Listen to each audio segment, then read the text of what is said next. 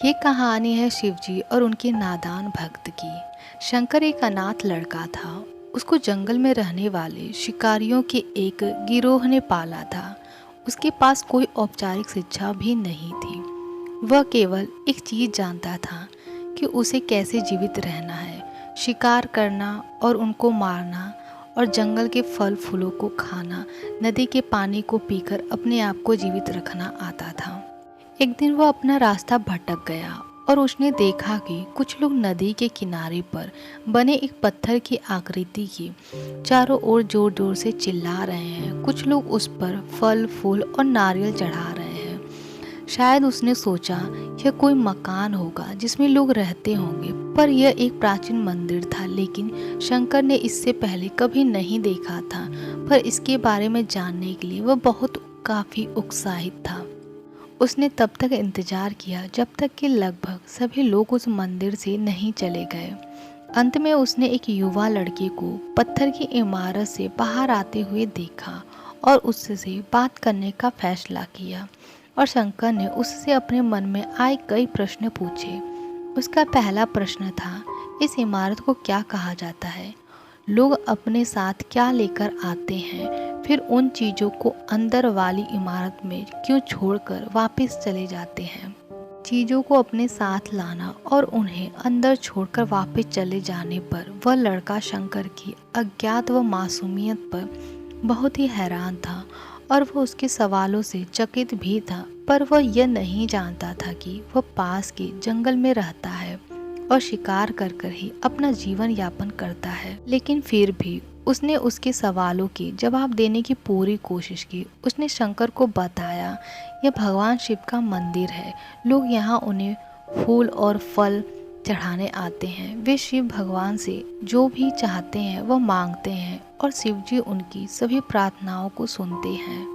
यह सुनकर शंकर तुरंत मंदिर में जाना चाहता था। लड़के ने उसे अंदर का रास्ता दिखाया और शिवलिंग के बारे में बताया। शंकर ने मासूमियत से लड़के से पूछा, यह शिवलिंग क्या चीज़ है और हमें क्या देता है? लड़के ने बताया, हम शिव से जो मांगते हैं वो हमें दे देते हैं।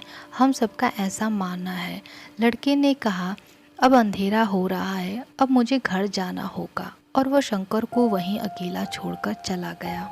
शंकर ने झिझकते हुए मंदिर में प्रवेश किया।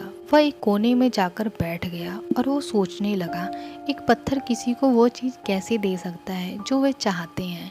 इसीलिए उसने इसका परीक्षण करने का फैसला किया और उसने पत्थर की प्रतिमा से कहा, हे शिव, कृपया मुझे पर्याप्त शिकार करने दें ताकि मैं भूखा न रह सकूं। मेरे पास आपको चढ़ाने के लिए कोई फल या फूल नहीं है, लेकिन यदि आप मुझे शिकार देते हैं तो मैं आपसे वादा करता हूँ कि मैं अपना शिकार आपसे साझा करूँगा।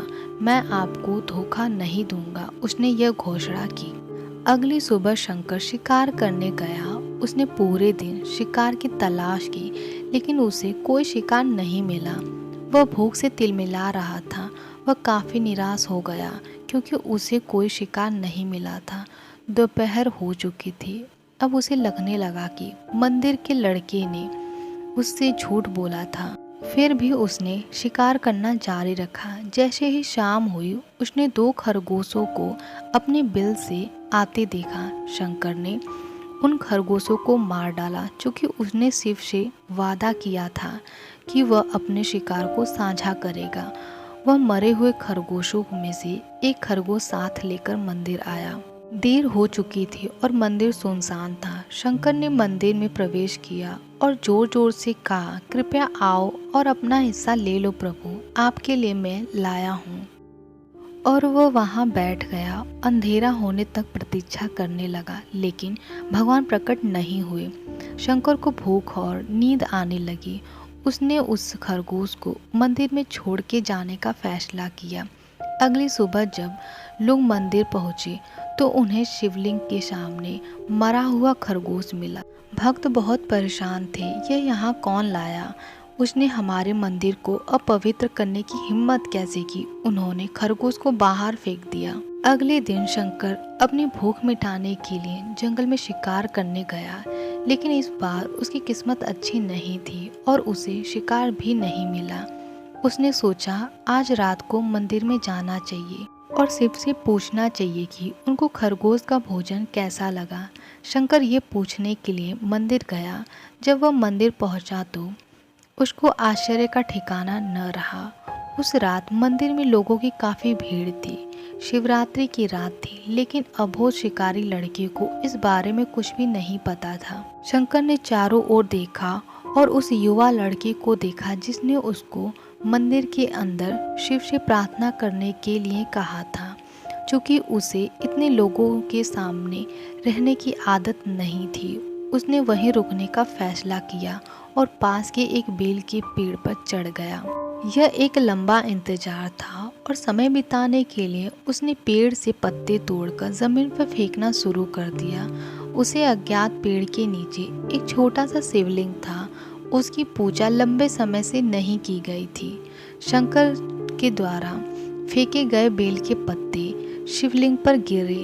शंकर भजनों में मंत्रमुग्ध हो गया और धीरे धीरे साथ गाना और पंचश्री मंत्र का जाप करना शुरू कर दिया।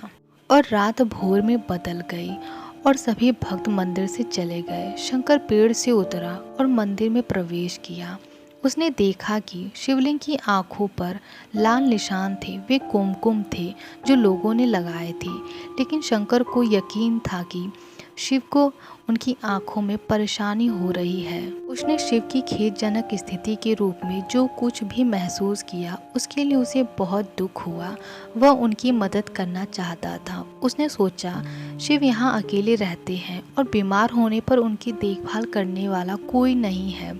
जब तक भक्त उनसे मिलने नहीं आते हैं तब तक उन्हें भोजन भी नहीं मिलता है। शंकर ने एक रात पहले भक्तों को शिवलिंग पर जल चढ़ाते देखा था। प्रभु को ठंड लग रही होगी, शायद वे कांप रहे होंगे। उसने सोचा आखिरकार वे केवल पत्तियों से ही ढके हुए हैं। तो उसने शिव से पूछा, मेरे स्वामी, मैं आपकी मदद कैसे कर सकता हूँ? शायद कुछ खाना या दवा, मैं आपकी सेवा कैसे कर सकता हूँ? शिव ने उसे कोई उत्तर नहीं दिया।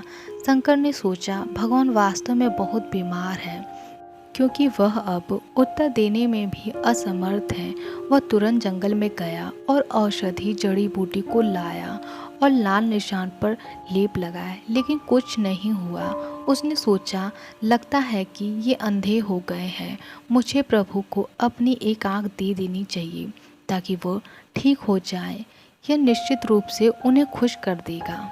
उसका दिल पवित्र था और उसने वह शिव के हाथ में रखे त्रिशूल को उठाया और त्रिशूल को अपने दाहिनी आँख की ओर ले गया और अपनी आँख को निकालने का प्रयत्न किया। उसे मंत्र या पूजा के उचित तरीकों का कोई ज्ञान नहीं था, लेकिन उसकी भक्ति की कोई सीमा नहीं थी। जैसे ही वह अपनी आँख निकालने वाला था, शिव अपनी पार्वती पत्नी के साथ प्रकट हुए।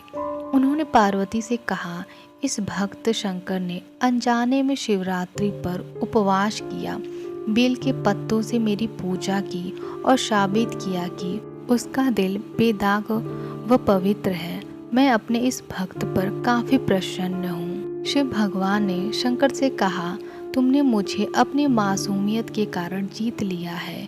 प्रभु ने मुस्कुराते हुए कहा, लोग मुझसे हर समय झूठे वादे करते रहते हैं और कुछ न कुछ मुझसे मांगते रहते हैं। दूसरी ओर तुमने मेरे साथ एक सच्चे इंसान की तरह व्यवहार किया और यह वास्तव में बहुत दुर्लभ है।